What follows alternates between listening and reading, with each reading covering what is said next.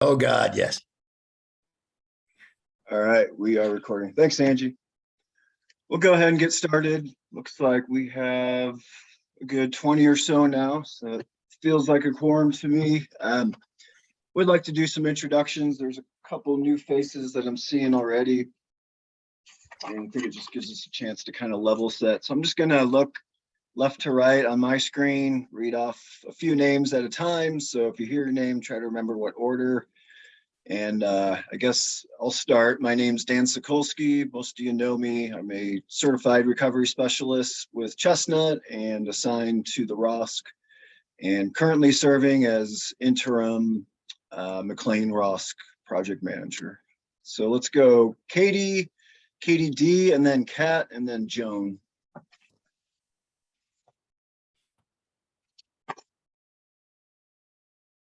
Is there another Katie, or am I the only Katie? Yeah, it's you. Yeah. Okay, you said Katie D, so I was waiting for, okay, I'm sorry.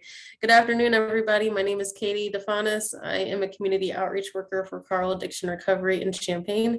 I usually just observe these meetings, and I'm a big supporter of Kat, so I'm looking forward to her presentation today. Thank you, Katie. You're welcome.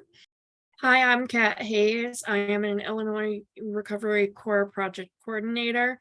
I am finishing out my term of service with Illinois Recovery Corps within the next 2 weeks, and today is the big presentation of everything I've been working up to. So, thank you, Kat.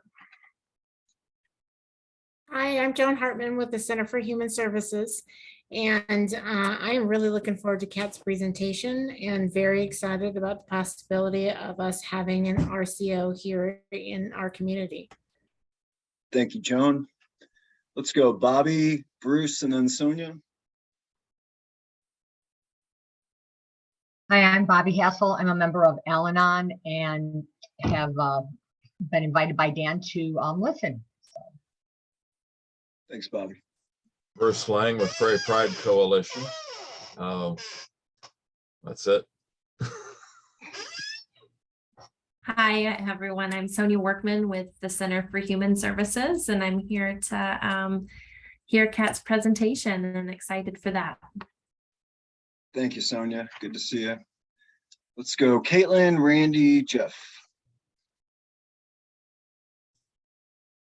Hi, I'm Caitlin Merrick. I'm with Bridgeway, and I have to sign off pretty soon, actually, because I have a 4 o'clock, but I forgot what else I was supposed to say. Sorry. Yeah, I forgot to give an icebreaker, so I bet on that. Any relation to Tim or Dave? My husband's name is David, but let's see. It's Randy, then Jeff. Thank you. Oh, sorry. I'm Randy. I am a community health specialist at Chestnut Health Systems. My project is Center for Community Engagement Integration. So new name as of July 1st, but still serving all of Illinois if you need help with anything. Looks like new last name too, maybe? Yes, I got married last month. It seems like a dream that it happened, but yes, new last name. Notice these things. And Jeff. Hi, I'm Jeff Asmus. I'm 15 days into my position as the Region 3 coordinator, specialist, whatever. There's a long title to me being with the ROSC initiative, but I'm with ROSC, I'm with Region 3, and I'm with Chestnut. Thank you, Jeff. And Ethan, Ron, and Jenny. Hi guys, I'm Ethan Sizemore. I'm an outreach worker for Oxford House in Central Illinois. Thanks, Ethan. Good afternoon, Ron Slagle, owner of PC Energy, and also part of the recovery community. I just try to keep tabs on what's going on with ROSC. Right on. Thank you, Ron.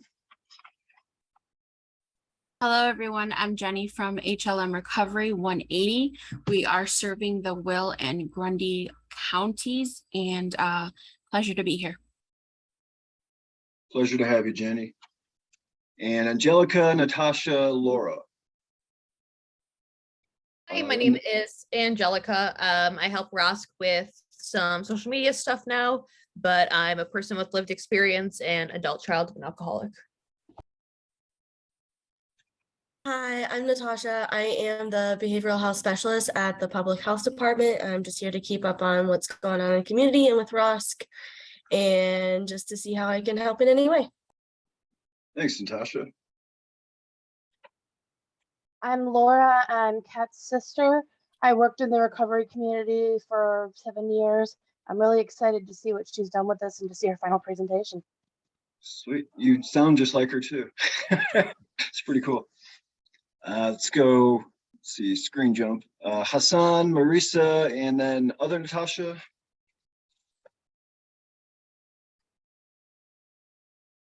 Yeah, my name is Alex and this is Hassan. We're just here to take part in the community.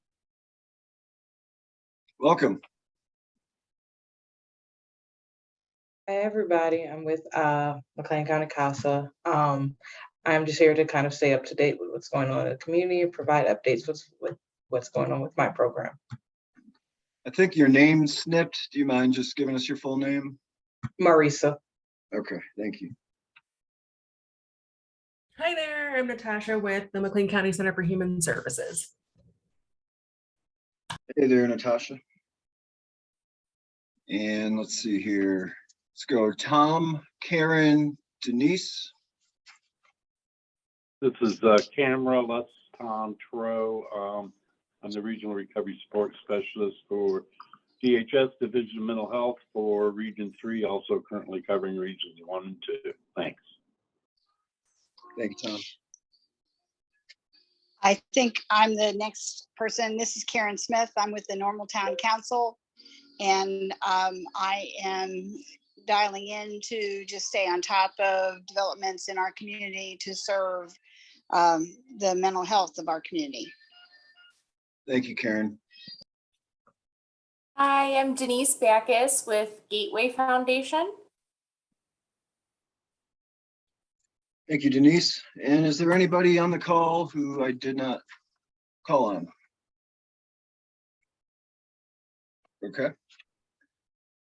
Thank you, everybody, for introductions. And we're just going to jump right into, actually, before we jump into Kat's presentation, if you are new to the ROSC, and there are a couple of you that have maybe just been to one or maybe even no meetings prior to today, basically what the ROSC is, we're a community coalition of volunteers, people who work in the field, people lived experience in mental health, substance use recovery. We just try to get to the table, come to the table to share ideas, resources, services, and time to put on holistic recovery services to our counties, any of our counties recovering people, whether they're brand new to recovery, whether they're 25 years in. A lot of our target ends up being newcomers just because of the nature of people in early recovery needing a little additional support while they get their legs under them. So that's basically what we do. We do have a lot of other like subcommittees and work groups that meet outside of this monthly council meeting. And if you're interested in finding out more about that, you can let me know and we'll go from there. But I don't want to take too much more time away from Kat.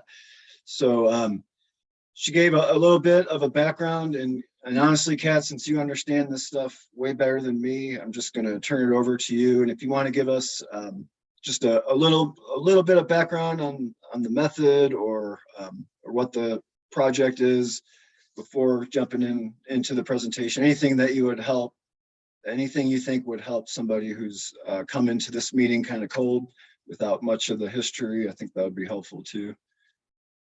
But it's all yours now. Okay, so I got tasked as part of my position researching different options for recovery organizations to serve McLean County. Talking preliminarily, we decided a recovery community center might best serve for McLean County and Bloomington Normal. With that, between the middle of May to the first part of July, I did about 6 or 7 weeks of conducting a community-wide survey to gauge both community interest and community readiness for a recovery community center for serving McLean County and Bloomington Normal. So with that, I do have the results to all that. That's a very long report. I'm only going to go over a couple of the initial findings from that at the moment. For anybody who's interested in the more of the report, I can drop the link in for that, or I will put my contact info and you can email me to get a PDF copy.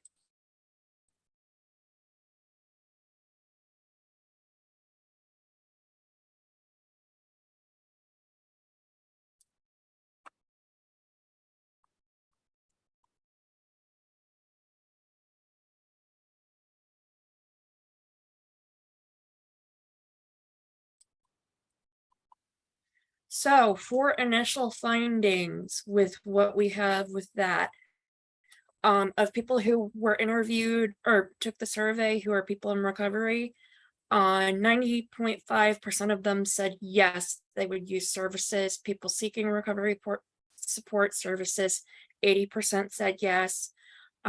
Friend or family member, if they would use family support programming, 80.7% said yes.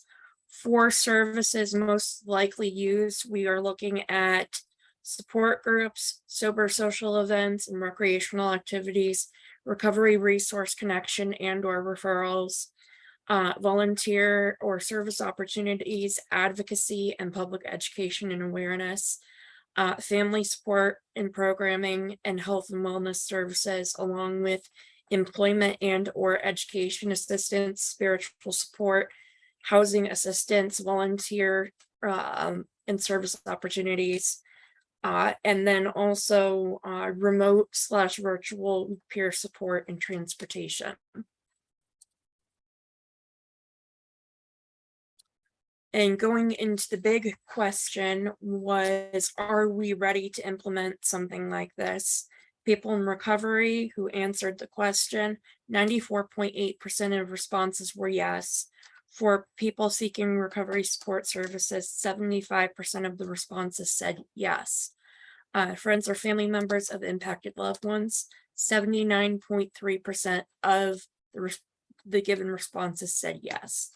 And then of the concerned community members who answered that question, 78% of the responses were yes. So given this gives us a very preliminary idea that McLean County and Bloomington Normal are ready for an organization like this, and they would use services. So to shift focus,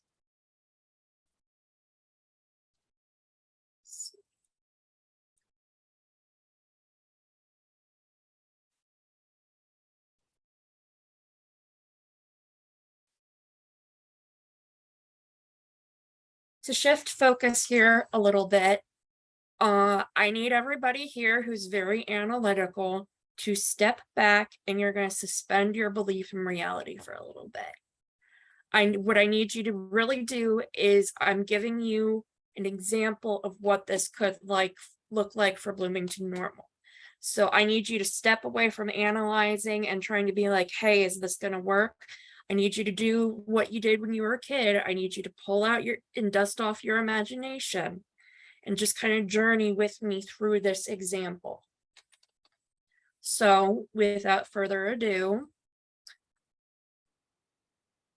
I present to you the Come Alive Recovery Life Center. The Come Alive Recovery Life Center is a nonprofit 501c3 recovery community center. Our mission is collaborating to build and empower communities of recovery. Our vision is to improve health, wellness, and recovery for individuals and family with or at risk of substance use and mental health problems, to promote healthy and safe communities, and to maximize the chance for our fellow McLean County citizens to achieve a sober, safe, happy, healthy, and fulfilled life. Our core values include hope, self-determination, empowerment, wellness, community, and diversity. Our target markets are individuals in recovery from substance use, those with co-occurring mental health disorders, those seeking recovery support services, impacted family and friends, mentors, and key stakeholders. Our unique value proposition consists of the problem we're trying to solve is connection to community resources and social support systems to support individuals in recovery. The solution for this, what this could look like, is having a clearinghouse of community resources as a one-stop recovery and resource and recovery-friendly pro-social environment to develop healthy relationships and community to support the recovery process. The benefits of this include, but are not limited to, a streamlined coordination of resource access and creation of opportunities for development of healthy, supportive relationships and community. The organizational hierarchy would most likely look like your board of directors, your paid staff, volunteers, and community partners.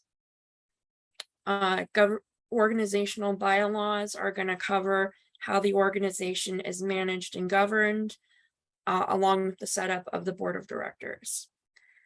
As far as programs and services of what we will offer, the full scope of this includes support groups, spiritual support, sober social events and recreational activities, housing assistance, recovery resource connection and/or referrals, help from a recovery coach, volunteer or service opportunities, remote or virtual peer support, family support and programming, transportation assistance, health and wellness services, life and/or recovery skills training and education, employment and/or education assistance, advocacy, and public education and awareness. For our marketing, promotional, and outreach plan for our social media, you would be able to find us on Facebook, Instagram, and YouTube. Traditional media would include radio spotlights, newspaper articles, and also doing maybe an advertising partnership with the local PBS channel. Hey, Kat, can I ask a question real quick here? Can I ask that we hold questions until I'm done? Yeah, sure. That's Yeah, fine. we'll have some Okay. time at the end, Jeff. I should have said that, sorry. Yeah, no, that's fine. Okay. For community outreach and engagement strategies, a solution to that, or how that could look like, would be a street team at local community events, where you can come by and stop and learn more about the Recovery Life Center. Strategic alliances and partnerships. The community center would be kind of redundant if we're trying to duplicate already existing assets as far as organizations go. So some of our partners might be Integrity Counseling, Heartland Community College, the Center for Human Services, the ROSC, the local NAMI chapter. For day-to-day details for the operational plan, look for more information as we are preparing to move to a permanent home. For now, we are looking to possibly be housed in the McLean County Center for Human Services. Daily activities would be posted on a calendar, both within the location and online, also with a calendar of when community partners would be available for delivering their services. As far as space goes, the blueprint for the center's permanent home includes classrooms for support group meetings, conference rooms for trainings and workshops, individual office spaces for one-on-one peer counseling and recovery coaching sessions, kitchen and eating area, computer lab, and various lounging spaces throughout the center for fun and relaxation. As far as safety and liability goes, very concerned about, we're not just considered about physical safety, we are concerned about the mental, social, emotional, and spiritual well-being of our participants, staff, and volunteers. There will be strict cyber security and confidentiality protocols in place to safeguard the privacy and dignity of participants, staff, and volunteers. In the event of a mental health crisis, there is a crisis team on staff 24/7. If it's an escalated incident, there is a partnership with local law enforcement to go ahead and resolve the issue. As far as day-to-day expense budget, for anyone who wants to know more, potentially contact head of our finance committee. Don't really try, it doesn't exist. Daily operational policies and procedures are going to look like hiring, accepting donations, rules of conduct, volunteer recruitment, program and service design and selection. Going into our strategic plan and impact plan, what we hope to accomplish, the big 3 priorities for recovery community organizations and centers is peer recovery support services, advocacy, and public education and awareness. Strategic goals have not been defined at this time for the hypothetical organization, so you would learn more about that in their organizational strategic plan. Sustainability and future planning, that is going to consist of 4 key components that need to be focused on to sustain the organization long term. That includes funding, workforce, and volunteer force development, community collaboration to make sure you're not duplicating services, and also continuing offering relevant programs and services for the community. That may be a case of what works well 2 years from now isn't going to work well 5 years from now.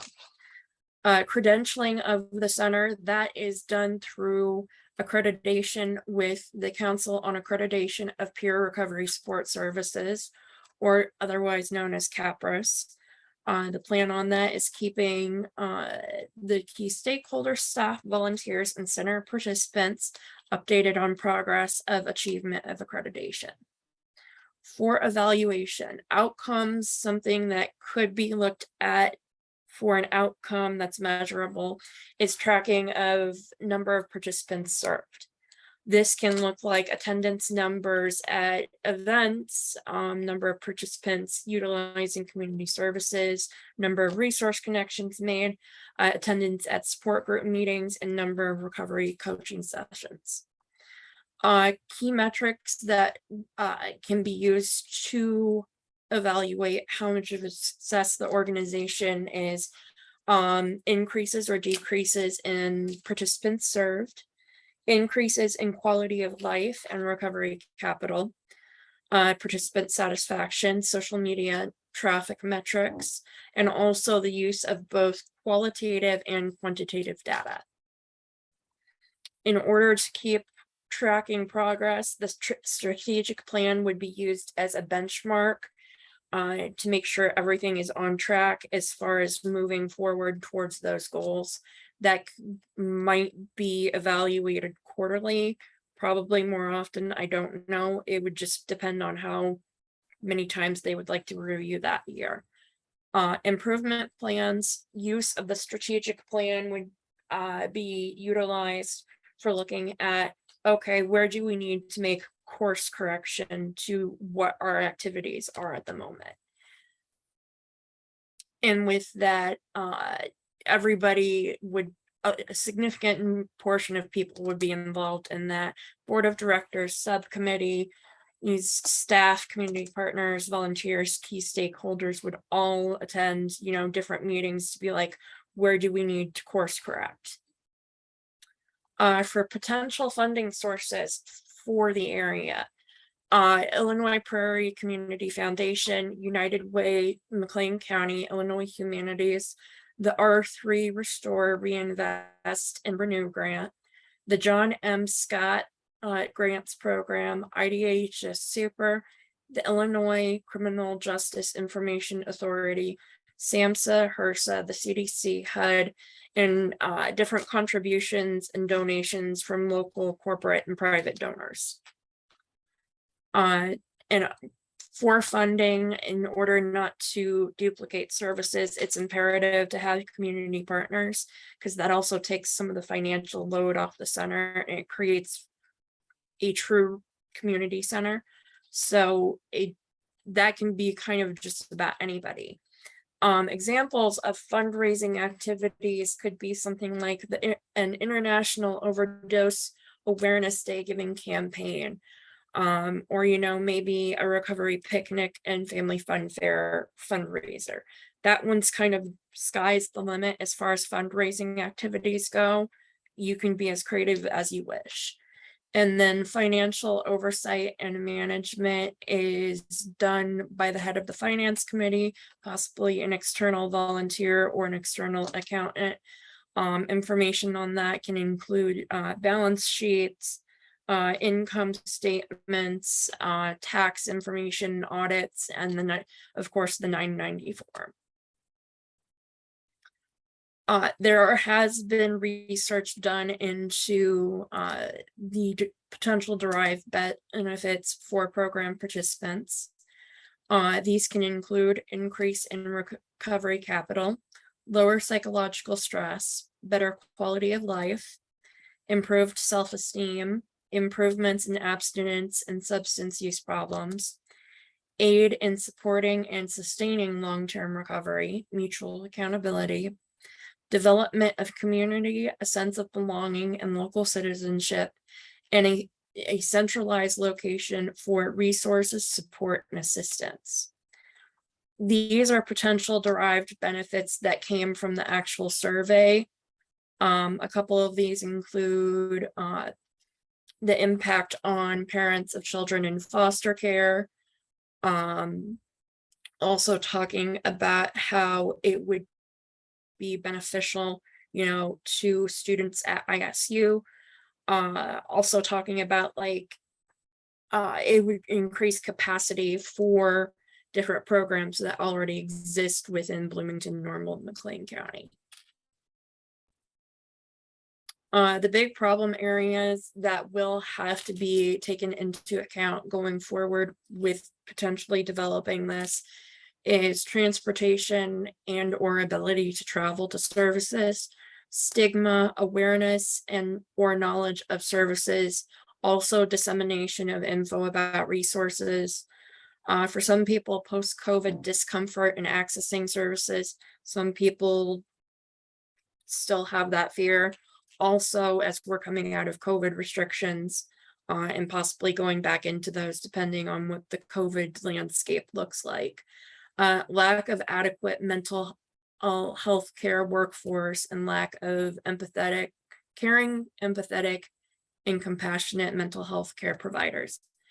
Everybody's burnt out from the past 2 years, and it's also what is available. We don't have enough mental health care providers within McLean County. Stable housing, consistency of services, general hopelessness, money or funding on part of the recipient for services, timing and availability of services. A lot of people can't make utilizing services work with their schedule. Childcare is a big one. Insurance coverage ties into money or funding on part of the recipient. Tying into, you know, having adequate mental health care providers, compassion fatigue and burnout of current mental health workforce, stable income for people. Some people obviously aren't able to do stuff because they don't have a job in order to do these things. And then of course we have co-occurring mental health disorder and chronic condition diagnoses. And then a big one I have been hearing from a lot of people is we have to keep the safety of everybody like at the forefront and in mind. Recommendations going forward. These ones came from me. People are more than welcome to add their own going forward. Conducting community listening sessions and community surveys for further development and improvement of the center and its program and service offerings. And then choose it, starting out, we want to choose 1 to 2 things to do well, get that done, establish credibility, then go forward. Be smart with resource and funding allocation. The big thing I learned is probably the best way to do that is if you've got an idea for something you want to try, prototype it. Be like, hey, let's run this as a test. If it doesn't work, we only invested like $50 for art supplies. And then again, with going that route of prototyping things, follow the user experience design approach to selecting and developing programs, services, and activities. That's basically the whole thing is find the problem, define the problem, see what, can impact your users utilizing services, take into account for that and be like, okay, let's look at possible solutions. Let's pick one, test it, see if it works, do kind of lessons learned. If it works going forward, do it again, make adjustments. And then partnerships. We want to make this a recovery community center. So we're not going to try and duplicate services. We want different organizations from the different sectors to come in and represent that kind of service we need. We don't want to duplicate things. And that also creates kind of the one-stop and shop idea for people to access services. And then creative community engagement strategies. People want to be engaged in a fun, interesting, and dynamic way. If you're going in, like, you have to be creative on some of these to get people's interest and hook them. Because if it's a case of, oh, here's a pamphlet, that may not work. So you want to come up with something that's really gonna, people are like, that's interesting, that's cool, I want to be part of it. And then to end the presentation, this was the inspiration for the report cover I did. I am obsessed with Greatest Showman. And I see the song Come Alive as being like that wake up call to recovery. It's, come alive and, realize that life is enjoyable and life is worth living. You do not have to use substances to have a meaningful, fun, and pleasurable life.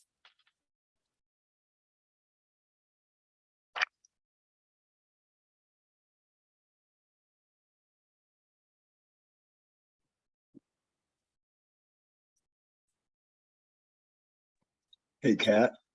Kat, we can't hear it, so do you know how to activate the sound under the view options? I don't. That's okay. That was just kind of my shebang finish. It's okay. Oh, okay. Bummer. We'll give you shebang claps then, since we can't hear your song. Yes. Shebang. Still, I like it, and I think I'm going to look that up. Yeah, we could go listen to it. Yeah, if you want to send it to me, I can put it up before we close out. Excellent. So let's open it up for questions. Jeff, I know you had one earlier. I don't know if it got answered through the course of the presentation, but we'll give you the floor first. It did, and I just have to say this to you, Kat. As little as I know about your background, what you have done is absolutely incredible, and you have you've taken this whole bit of research and bundled it down into a very pretty little piece that gives us a real opportunity to say, this is what could be ahead. So hats off to you.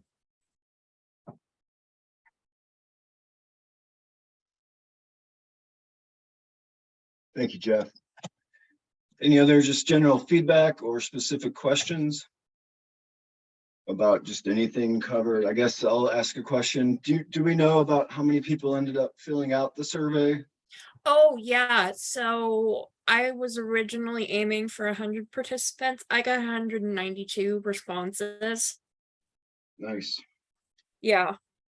And again, I'll go ahead and drop information to the online accessible report. I also have a PDF copy that I'll drop my contact info into the chat for people. Okay, yeah, a couple people are asking about it already in chat.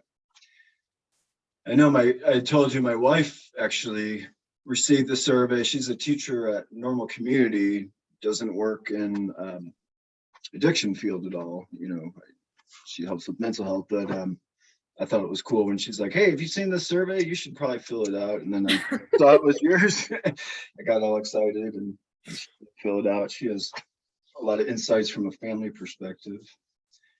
Any other questions or suggestions? Even if anyone just wants to share their excitement or any particular services they'd like to see, you know, this is pretty free form at this point. I had a similar email, Dan, from the executive director at Project Oz, who I just have a kind of personal relationship with. And she said, oh, I filled out the survey and I got these results and I haven't looked at them yet, but they look kind of promising. I just kind of previewed them and like, well, let me tell you. Yeah. Anytime you get results that are above 60% of people who, if you can get 60% of people to agree to anything, good Lord, got anything, especially in this day and age. But 60% is a threshold. You're at 80% and above for people who are in agreement with this project, and that is absolutely amazing. And you're looking at not just I mean, you know, if it was 15 people who are like us, well, okay, yeah, we're all going to agree. But almost 200 folks from this community who are at that level of agreement and response, Kat, that is amazing. Okay, So I do have to say for a minute, that's not 192 people across the board. In survey design, we forgot to make certain questions mandatory. So people went through and skipped certain things.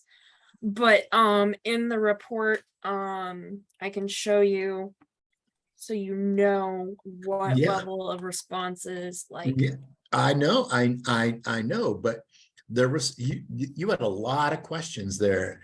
Yeah, were I available have. to everybody, and wow, the response was incredible.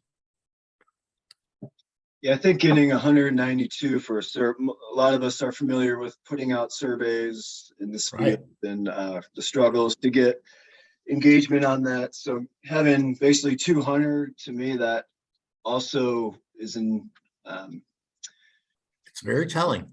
Yeah, it is. Yeah. It kind of supports the community, the readiness numbers and sort of thing. Yeah, and if you look in the report for each of my little pie chart things, the number in parentheses means that's how many responses I got per question. Mhm, yeah. Just so you know, and if anybody wants access to like all the thing, I put it all in here, but if you want to make your own interpretation, feel free. And another thing, just for everybody on the call's edification kind of background, we've never had a fully like self-support or self-sustained recovery center in town. We have had 12-step oriented recovery centers where you know, largely the NA, or I'm sorry, AA, and to you know, some extent NA and AA had kind of combined resources to put. There was a sober bar called Promises like 20 years ago, and then over on Chestnut Street about 10 years ago was a recovery center, and it didn't have a lot of the structure, I guess, that we're talking about here. So, you know, whatever we do, we want to build it up. But part of the issues in the past, in addition to running out of money, was the stability with the volunteer staff, you know, so, and you talk to some of those risks. And I think, you know, when it starts, everyone's excited about it and there's, you know, more people signing up than you need. But then I remember a year later, that one on Chestnut Street, it ended up being where there oftentimes weren't volunteers, and that kind of led to the facility just not being used the way it was intended, I'll say. But I think, you know, Kat, what would you recommend as the first next step coming out of this? Would you launch a work group to look into it more? Would you start looking for locations? What do you think would be the? Oh, I wouldn't mess with locations at this time, because the I know, thing just is, put options out there. the thing is, this one goes back to the idea of resource and funding allocation of, like, something you could do is you have your overarching nonprofit and you might have office space and like where some people can come for, you know, say peer counseling or recovery coaching sessions.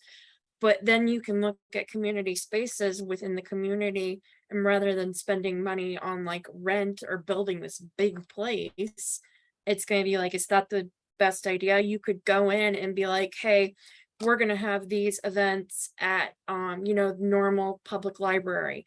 We'll have these events at the community healthcare clinic community room. We might have, you know, some stuff done with Threshold to Hope at the Creativity Center. That way it's kind of dispersed throughout the community, and that's a better, smarter allocation of resources and funding. Does that make sense? It does. And we do have a hand up, actually. Yeah. Hi, and when you were delineating your funding sources, I was wondering if you had considered whether or not to connect with either the state or local governance for some ARPA dollars, because this certainly does fit into a category that those funds were intended to assist. I basically pulled on different things I had learned about for funding. I don't know what all is available at like the local county and town or city count level. I just, from perusing on the McLean County website, and also I think Bloomington may be normal. I just poked around to see what I could find. But of course, there are probably plenty of funding sources out there I don't personally know about. All of this has been, I've learned within the last year. I don't live in McLean County, at least not yet. So that's been, I've been doing my best to like figure out where would be the best funding sources. Kat, where are you at? I'm off Route 24 up by El Paso. I commute in. Okay, gotcha. Off Route 24 by El Paso, so you are out in the nowhere land.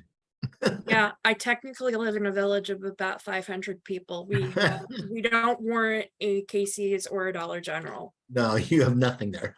No, we have a bar and grill. That's about it. Well, there you That go. sounds like my town. Hey, I live in Towanda, so we only have a bar and an FS. We don't have a Casey's or a Dollar General, so we're not yet considered a town. Yeah. Any other questions, comments, musings, Joan? Great, Kat, what a great job you did on this project. I remember when you first started and starting with nothing and creating what you did is just phenomenal. And I'm very appreciative of the work that you've put into this. Thank you. Thank you. I think one of the things I wanted to let people know is that that there is a group of us who are going to be meeting the first week in August to discuss the formulation of a board to develop the Recovery Community Center. And a board would need to be consist of at least 51% of people with lived experience. If anybody's interested in being on that board or participating in the planning, please let me know. And we're gonna go from there. I mean, this is something that I was part of that group that developed the most recent Recovery Community Center over on Chestnut Street. I think this one has such a better opportunity for success because the state is ready to start funding and has been funding recovery communities organizations. And it's something I have been pretty passionate about for the last few years. Well, probably more than a decade. So I hope if anybody's interested, you'll let me know. Yeah. Thanks again, Kat. So Kat, this project has been really your baby. What do you want to see come about as a result of all your work?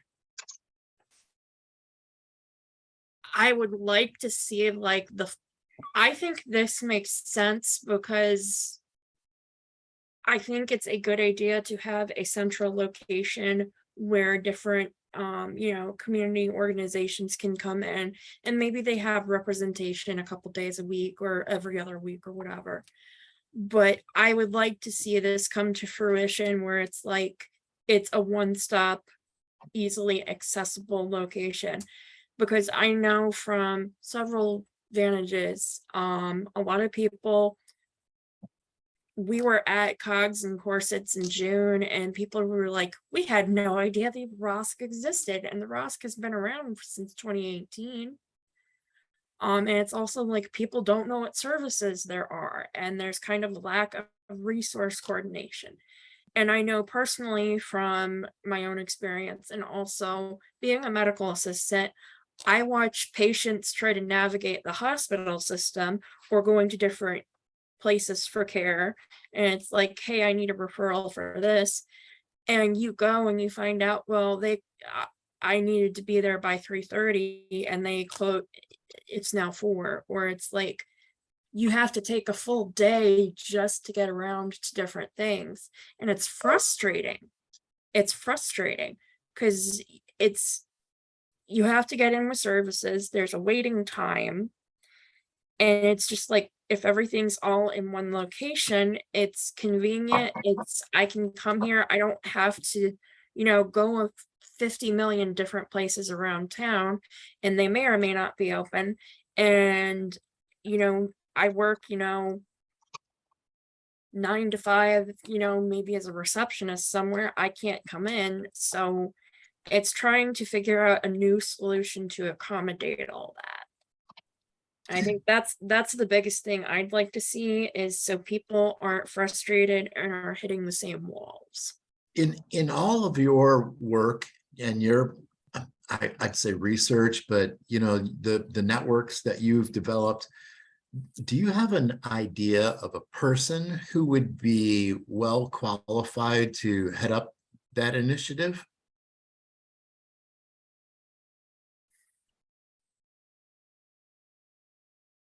I mean, I could easily point to some different people at Chestnut, but I don't know. It's not going to be just one specific person who is like, yes, I'm going to do this. Like the saying goes, it takes a village to raise a child. It's going to take the whole community for getting this up and going and getting people involved. It can't just rest on the shoulders of one person, or what might be your role in continuing on? That one's kind of, I don't know yet, because there are so many possibilities open, because I'm like, I definitely want to stay on with it and see it come to fruition. I don't know if they'd want me. I'm doing the program this fall at Heartland to become a recovery sports specialist. So that could be something. It could also be like, we have health and wellness services. As part of my scope of practice as a medical assistant, I can do patient education. I can help do, maybe it's blood pressure screenings or whatever, just to help people monitor chronic health conditions.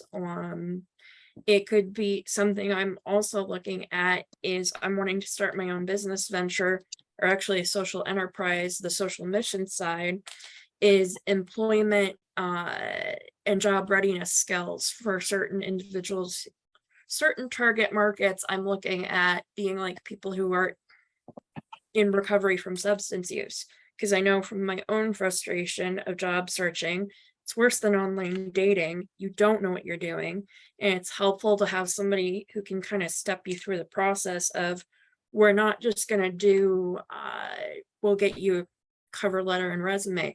No, we're going to show you how to job network. If you don't have any experience, we will connect you with different, volunteer opportunities, because that's a good way to get experience. So I can see myself bringing like an employment assistance services to the center as well. Bobby? Very, very interesting presentation from somebody on the other side of the recovery community.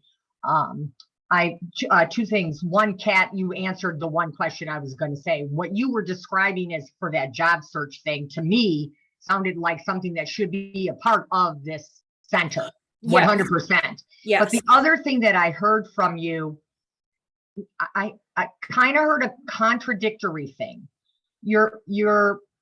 When somebody asked about a location, you had said that you didn't think it needed to be one place, like events might be held at different places within the community.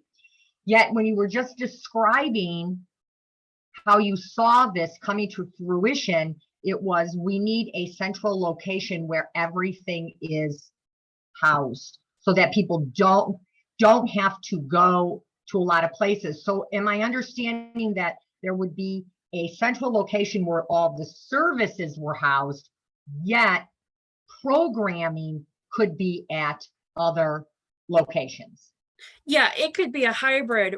There would be a key location. It just might be smaller than I described in the presentation of, like, we will for sure have office space of, we'll have a classroom. We'll have, some individual offices for, telephone recovery support maybe, or counseling, peer counseling sessions with certified recovery support specialists, maybe some recovery coaching. It wouldn't just be like we're a virtual entity. There would be dedicated space for certain things, but then other things could be kind of could be like outsourced in the community. Like, hey, we want to just have a smaller space. We don't want to have to cover rent for, having a space that includes a big community room where you can have presentations and all that. If it exists in the community, as far as like, when the Bloomington library is finished with everything, they're going to have their community room open, and that can be used for presentations and whatnot. Or, it might be smaller spaces. Like, I know Green Top Grocery has a kitchen where maybe people come and learn how to do cooking skills. I'm not saying it would be completely like, we're not going to have the location. It just, some things, it makes more sense if it's already available. Why do it again? Why reinvent the wheel? Does that make sense? Yep. Thank you. Okay, we're running out of time here. Anyone who hasn't shared yet, who has a question or something they wanted to get out relative to this conversation? This is something, like Kat said, this is not going to be even a small team that's going to pull this off. I like the idea of the board that Joan was talking about, because there are a lot of people that want to see this happen, not just in this group, but obviously out in the recovery community too. But I think it's gonna, it needs a lot of planning. It needs a lot of different voices at the table. I worry if some people feel that their voice isn't heard, they may just not support it, that kind of thing. So there's some political maneuvering around it too, to some extent. But yeah, Kat, great work bringing us all this information and consolidating Yeah. all of it into something that was easy for us to understand. That's go ahead. that's my big follow-up question. Does everybody get what this is supposed to be? Because I can go through and pull all the wonderful verbose language I want from the research I've done, where they've done and like I need people to walk away with this to be able to like they get what this is. That would be just be like, does everybody understand what it's supposed to be and what it could do? I guess that's part of it, is it's really what we want it to be, you know, Mhm. so that's the cool thing. If we don't understand all those details now, it's okay, you know, just conceptually, I think we get it. Yeah, conceptually, it's like, hey, this is where I can come and get assistance and support for being in my recovery journey. That's just like the concept I want people to grasp. Well, Kat, I got to tell you, what you have done in McLean County, I think needs to be replicated across the state. And I don't speak for the McLean County ROSC at all. That's Dan's job. Hi, Dan. But you know, from my perspective, in Region 3 across Central Illinois, we could do this 4 more times and look to get results that are, I don't know, as replicable as what you have, what you've recovered for us. This is just an amazing project, and I would really hope that that you have an ability to continue on with ROSC in whatever capacity that you know that we can afford you. Yeah, I really do, because you have great value. The work that you have done is quite impressive, and it's very telling. So I would like to be able to replicate that across from my perspective, from the other 4 ROSC councils in my region. But I think this has statewide value. And Kat, you only have what, 2 more weeks with us? God, I hope to be able to continue on with you.